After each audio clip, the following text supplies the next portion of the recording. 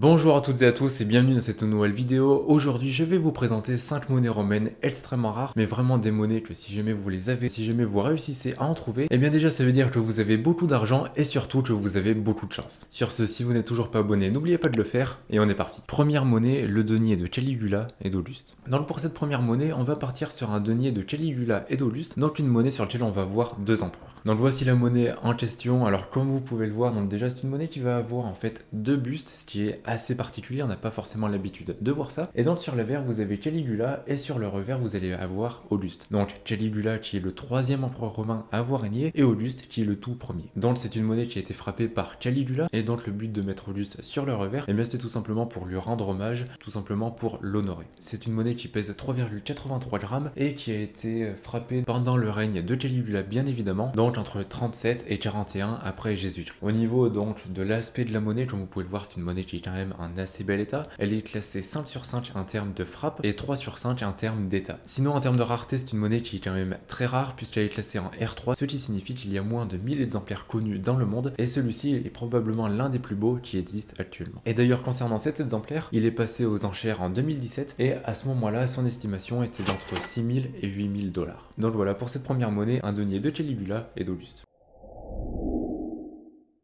Petite précision avant de passer à la deuxième monnaie, toutes les photos que vous verrez dans cette vidéo ne m'appartiennent pas parce que les monnaies, eh bien je ne les ai pas achetées, je ne les possède pas. Donc je vous mettrai directement les sources dans la description, comme ça vous pourrez aller y voir si jamais ça vous intéresse. Sur ce, on est parti pour la deuxième monnaie. Deuxième monnaie, denier de Philippe II.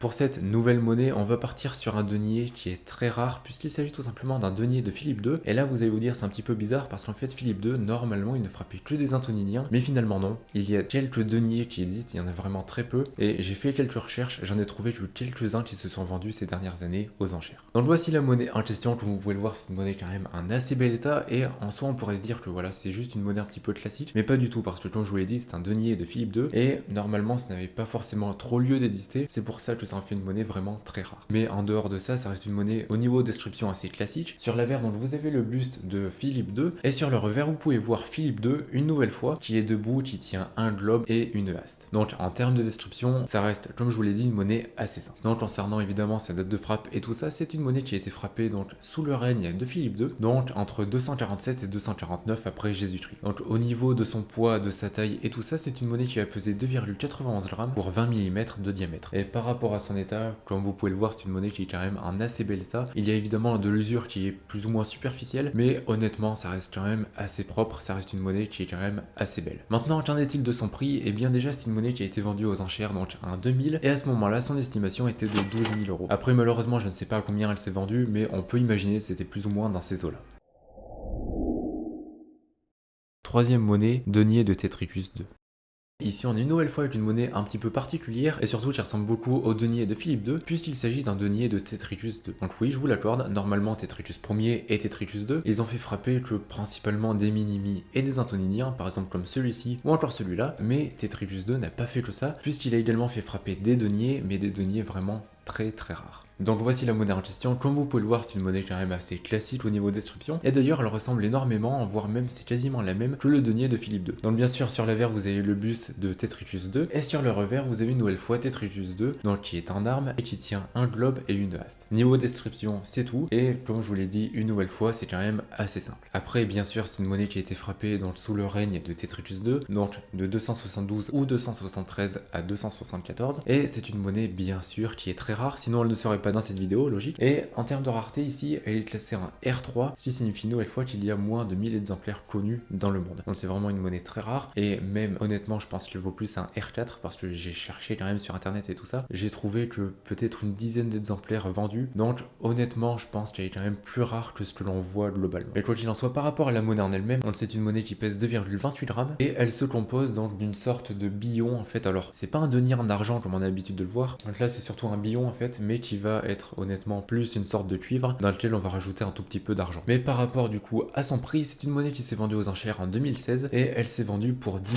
500 euros. Ce qui est quand même pas mal pour une monnaie de Tetricus II. Avant de passer à la nouvelle monnaie, je voulais juste vous dire que si vous n'avez toujours pas liké cette vidéo et que vous n'êtes pas abonné, eh bien n'oubliez pas de le faire, moi ça me soutiendra énormément et ça vous permettra donc de m'aider directement. J'espère que c'est fait chez tout le monde et donc on passe à la prochaine monnaie. Quatrième monnaie, l'Aureus de Probus.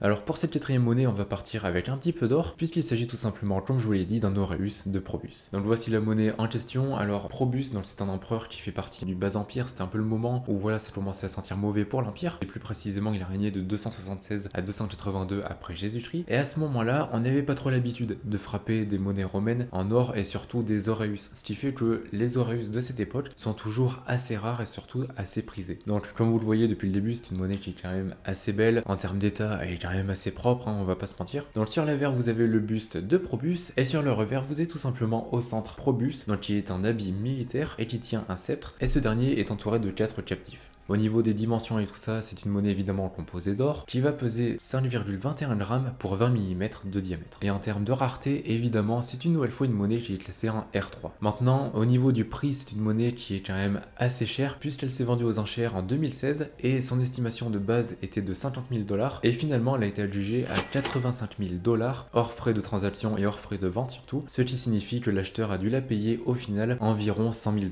Donc vous voyez, ça reste quand même une monnaie assez chère, mais une monnaie quand même très intéressante. Cinquième monnaie, l'Aureus Edmar. Alors évidemment, je ne pouvais pas faire ce style de vidéo sans parler de l'Aureus Edmar, donc c'est pourquoi je vous le mets en 5ème position, et c'est pourquoi je vous en parle dans cette vidéo. Donc voici la monnaie en question. Alors je vais pas trop en parler parce que j'ai déjà fait une vidéo complète à son sujet, donc voilà, je vous mettrai une petite fiche en haut à droite de l'écran. Et donc juste sachez que c'est la monnaie romaine la plus chère du monde, l'une des plus rares du monde. Il en existe que 3 exemplaires, et surtout elle a battu le record puisqu'elle s'est vendue à 3,7 millions d'euros, et ce en 2021, donc tout récemment. Donc ici évidemment c'est l'exemplaire le plus beau qui existe au monde, et c'est une monnaie qui est très importante historiquement puisque tout simplement déjà c'est un Aureus de Brutus, et Brutus, comme vous le savez certainement, c'est l'assassin de Jules César. Et cette monnaie, et bien tout simplement elle est là pour commémorer justement cet assassinat, et dessus Brutus s'est amusé à mettre bien l'arme du crime, à mettre le lieu où ça s'est passé, la date, etc. Si jamais vous souhaitez en savoir plus, voilà, je vous invite vraiment à aller voir les vidéos que j'ai déjà fait à ce sujet, tout est détaillé dedans. Mais voilà, du coup pour cette 5ème monnaie, l'Aureus aux ides de Mars, donc l'Aureus de Brutus est surtout la monnaie romaine la plus chère du monde. Du moins actuellement, peut-être que d'ici quelques années, elle sera battue.